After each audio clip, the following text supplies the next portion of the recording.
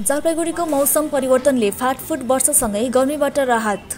जलपाइगुडीमा बुधबार बिहानदेखि आकाशमा बादल र फाटफुट पानी परिरहेको छ। बुधबार बिहानै उपत्यकाका विभिन्न स्थानमा मेघ गर्जनसहित हल्का वर्षा भएको थियो।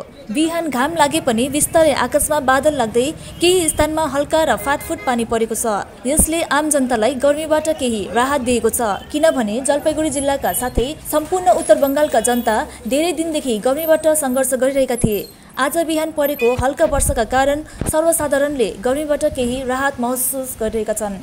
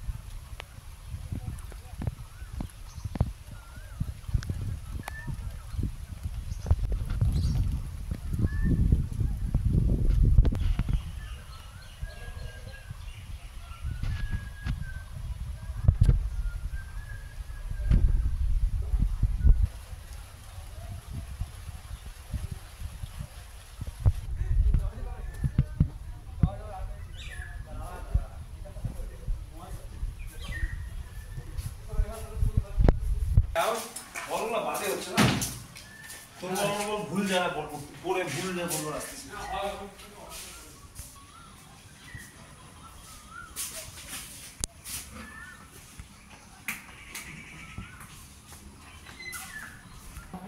ওই যা এই মাথাটা কি নিয়ে পড়ে আছে নিচে